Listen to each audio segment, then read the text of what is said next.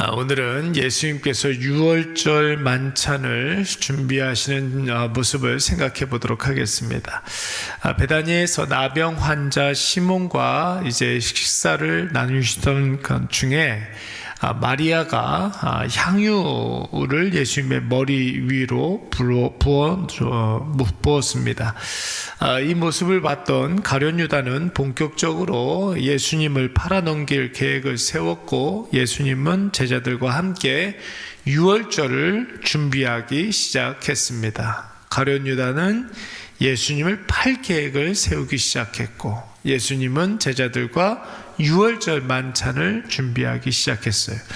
오늘 12절 말씀에 보면은 무교절과 유교절이 또 같이 나오는데, 여러분 유월절은 1월 14일이라고 했고, 무교절은 유월절을 시작으로 해서 7일 동안 누룩 없는 떡을 먹는 절기라고 했습니다.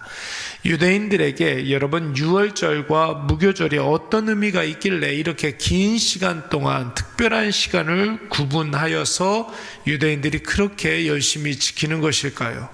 유월절 무교절은 유대인의 조상 이스라엘 백성들이 애굽 노예 생활 430년을 청산하는 이스라엘 역사에 있어서 가장 중요한 날이라고 할 수가 있습니다. 해방의 날, 광복의 날, 기쁨의 날, 자유의 날이라고 할 수가 있습니다. 이 날은 이스라엘 역사의 시작점이라고 할 수가 있죠. 뿐만 아니라 이스라엘 백성들이 그동안 말씀으로만 듣던 하나님을 이제 본격적으로 하나님을 경험하는 그런 시간들이었는데, 특별히 이스라엘 백성들에게 구원을 약속하신 그 하나님께서 그 구원 계획을 실행하시는 사건이라고 할 수가 있습니다. 그러니까 여러분, 이 출애굽의 사건이 저와 여러분에게도 큰 의미로 다가오지 않습니까? 이 출애굽 사건을 통해서 구원이 왜 필요한지가, 그리고 구원이 어떤 과정을 통해서 우리에게 임하는지, 구원받은 백성들이 마땅히 해야 할 일이 무엇인지 이 출애굽의 사건을 통해서 우리가 깨달아 알 수가 있는 것입니다. 이렇게 의미 있고 중요한 절기 유월절을 오늘 본문 말씀을 보시면 우리 예수님께서 직접 준비하시는 모습이 나오고 있습니다. 오늘 본문에서는 특별히 유월절 만찬을 제자들과 함께 이제 나누실 장소를 예수님께서 예비하시는 모습이 나오고 있는데, 예수님이 유월절을 통해서 제자들에게 보여주고자 하셨던 것이 무엇입니까? 바로 유월절 날 잡는 그 양이 누구라는 거예요? 예수님 자신이라는 것입니다.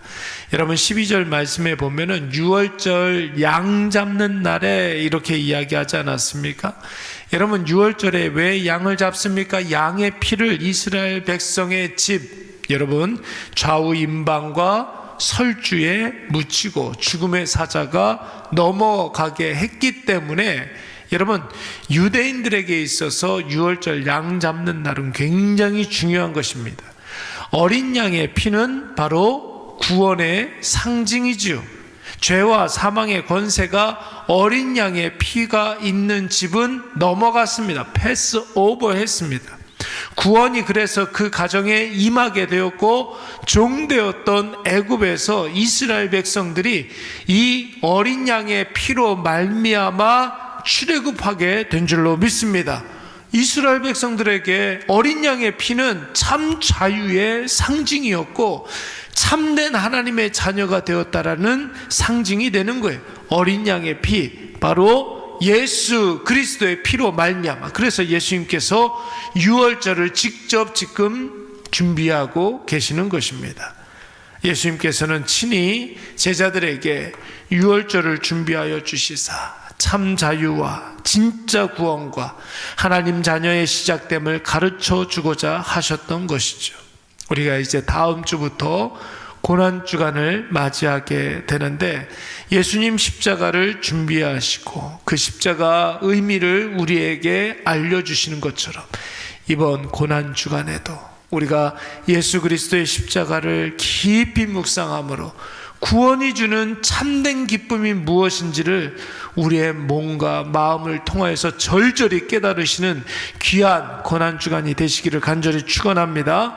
오늘 본문의 말씀을 보시면은 예수님과 제자들이 유월절 만찬을 하실 장소를 예수님께서 이제 직접 준비하셔서 제자들에게 알려주시는 장면이 나오고 있습니다. 마치 예수님께서 예루살렘에 입성하실 때 사람을 한 번도 태워보지 못한 나귀 새끼, 그 나귀 새끼를 준비하시는 것과 유사한 사건이 오늘 본문의 말씀에 나오고 있습니다. 예수님의 제자들 중에 예수님께서 이제 둘을 택하셔서 예루살렘 성 안으로 들어가라고 말씀하셨습니다. 그 예루살렘 성 안에 들어가면은 물동이를 가지고 가는 사람 한 사람을 만나게 될 터인데 그를 쫓아가라는 거예요. 그리고 그가 어떤 집에 들어가게 되면 그 집 주인에게 우리 예수님이, 우리 선생님이 유월절 만찬을 하실 터인데 객실 하나를 내놓으라고 이야기하는, 여러분 좀 말이 안 되는 말이죠. 전혀 모르는 집에 가가지고 우리 선생님 식사하실 자리를 내놔라.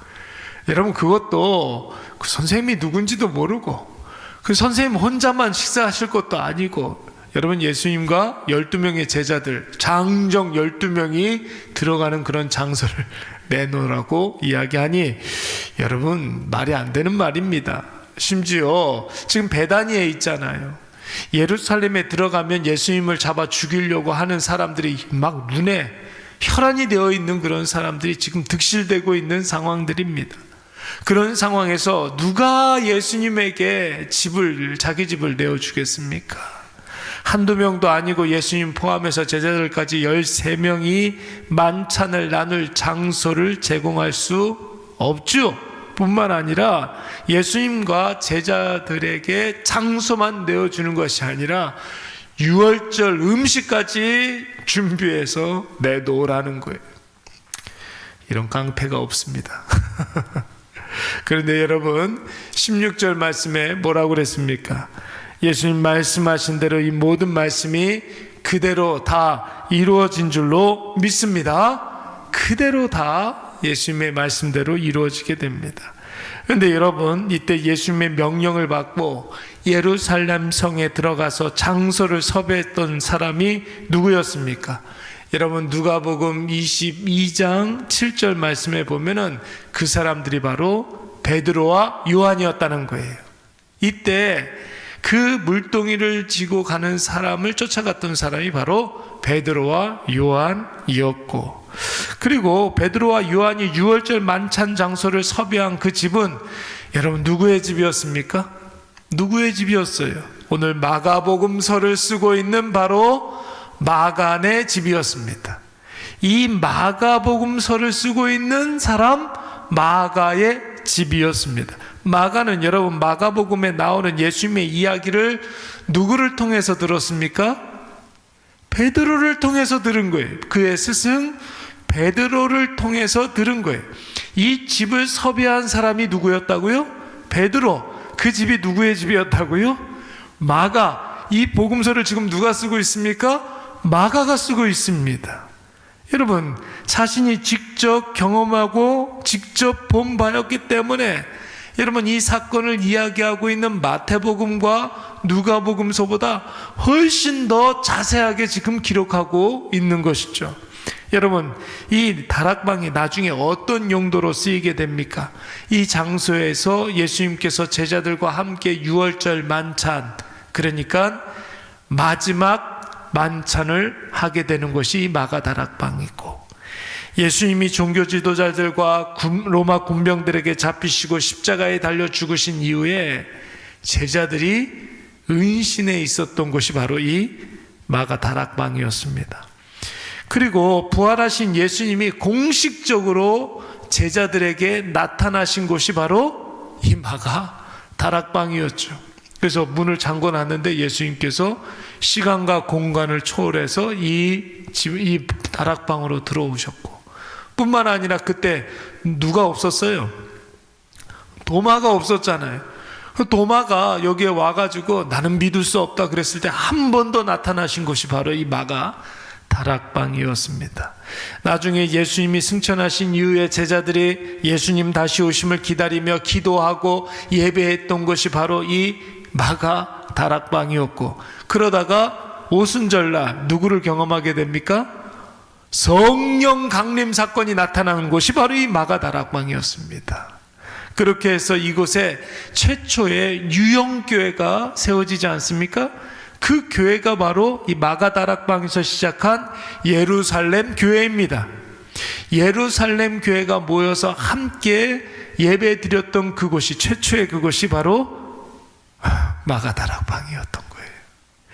예루살렘 대부흥 운동이 일어났을 때 여러분, 이 다락방이 예수 그리스도를 믿는 사람들의 총본산이 되었고, 이곳에서 여러분 바나바, 사도 바울, 마가, 실라 같은 아주 출중하고 신실한 일꾼들이 이곳에서부터 배출되었고, 뿐만 아니라 여러분, 이 다락방에서 이방인들에게도 복음을 증거하고 그들을 구원해야 된다는 그런 공식적이고 최종적인 결론을 내린 곳도 바로 이 마가 다락방이었습니다. 사랑하는 여러분, 오늘 본문 당시로서는 예수님이 제자들에게 물동이 든 사람을 따라가라, 그 집에 가서 우리 예수님 유월절 만찬 나눌 장소를 내놔라, 음식도 준비하게 하라. 여러분, 이런 명령이 좀 황당하게 들릴 수가 있고 말도 안 되는 헛소리처럼 들릴 수 있지만, 오늘 예수님은 이 말도 안 되는 일들을 통해서 우리가 예상할 수 없었던 놀라운 일들을 이곳에서 준비하신 줄로 믿습니다.